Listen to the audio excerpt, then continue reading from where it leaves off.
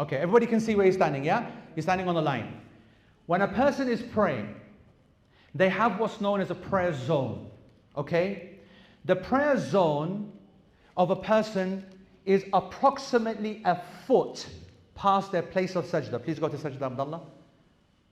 Look where his head has laid. This is where his prayer zone is up to, where my foot is. Come back up. Now stand up. I want you to look at this area now where my foot is. This area is roughly his zone. The word sutra is a phrase that creates a demarcation of the zone. The Prophet ﷺ used to use a saddle because it has body and size. So he'd put it there, and the function of putting something there, right, is because it has this height, a foot odd in height. What does it do? It adds like a focus to him. He got a feel for what his zone is, and it's got body so I can see it. And it is haram for me at any time to enter into a person's zone. Now the scholars differ about how out this is. This is the maximum, and the minimum would be here. The minimum would be there. And you should assume the minimum. It is at no point ever permissible to walk in this person's prayer zone. The hadith that warns against the punishment is crazy harsh. The Prophet ﷺ said 40 something is how long a person would wait. The companion said, Wallah, I forgot 40 what? Was it 40 weeks, 40 minutes? 40? He would rather wait that long before he knew, if he knew the punishment of crossing a person.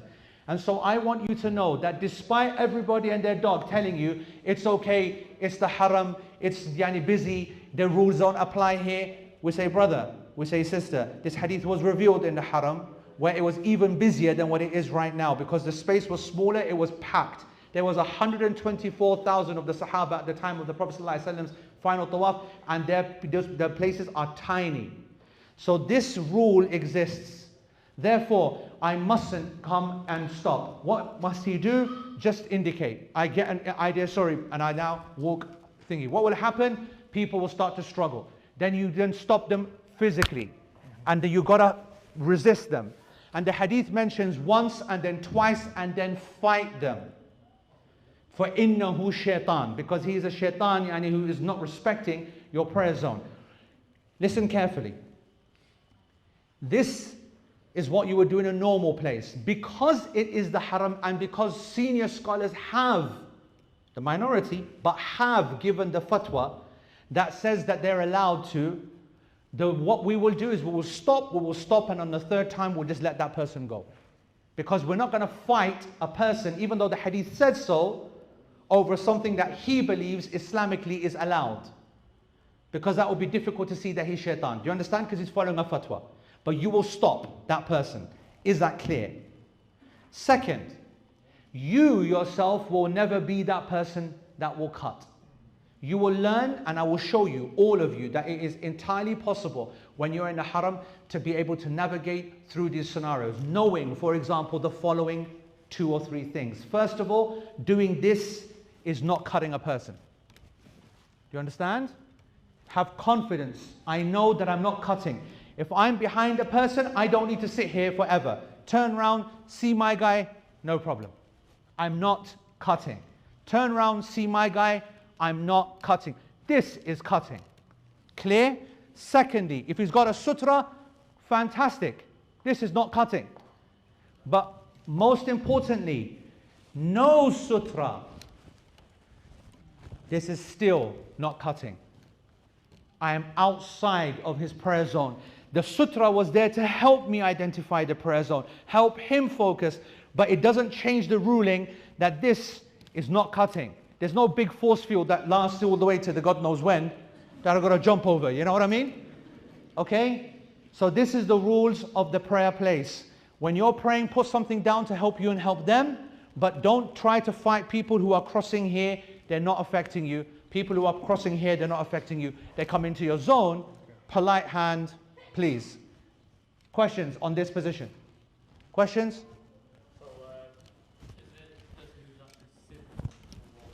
Yes, the one who cuts is the one who's in sin. The salah is not broken. The salah carries on. Also, by the way, thank you for reminding me, This is also not something for you to go full thick over. We happy with thick? Yeah? All right. No full thick and praying like that at the back of the masjid. The sunnah is to pray close. The sunnah is to go to the front of the masjid. The sunnah is to go to the pillars and not to pray in the back so that everybody is now held hostage by a guy who's praying at the back. Do you understand my point, folks? Will a shoe bag suffice as well? Yes, absolutely. Actually, even the line suffices. But the bigger and the more bodyful the thing is, the better. Yes. This is for men and women, of course. Yes. 100%. That's one of the reasons why I honestly believe that some women go to Rawda and all they earn is sin. You're not meant to pray. If you know that you're going to be in a position where you can't walk.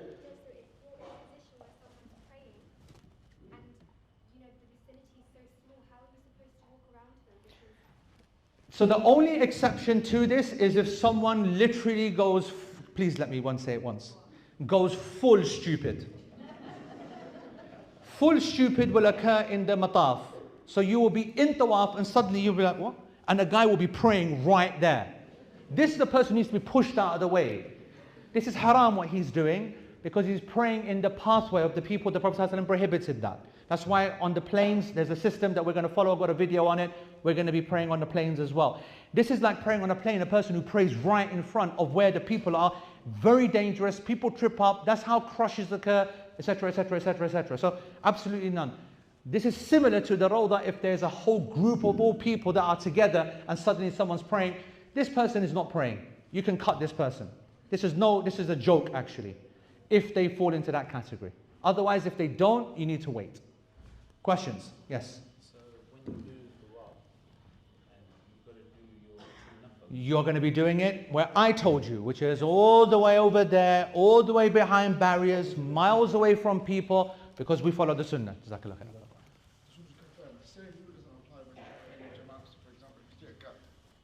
Yes, that's right, that's right, yeah. By the way, there is no, when you are praying in congregation, there is no sutra. Everybody is allowed to walk everywhere because it's the imam that can't be cut. So in a jama'ah, you're meant to walk up and down. This is important. When we arrive the first day, a lot of people will think, oh my God, I can't even get in. Oh my God, I'm praying outside. No, you're not. Get inside. Don't worry about the imam that's praying. Keep walking, keep going. You'll see huge gaps inside the masjid. Remember this in Medina and in Mecca. We've got to keep walking, and don't panic. Don't panic that you can hear the imam reciting. He's going to, I'm going to miss this rak'ah, that rak'ah. Quality over quantity. Whenever you come to the prayer, you come with sakina wal waqar. You come with calmness and quality. You don't worry about what you're missing. Even if the whole prayer finishes, don't panic. Keep walking because the gaps are not acceptable. And you will always find huge gaps. So keep walking through the lines, keep walking past the people. You're not cutting anybody whilst you're doing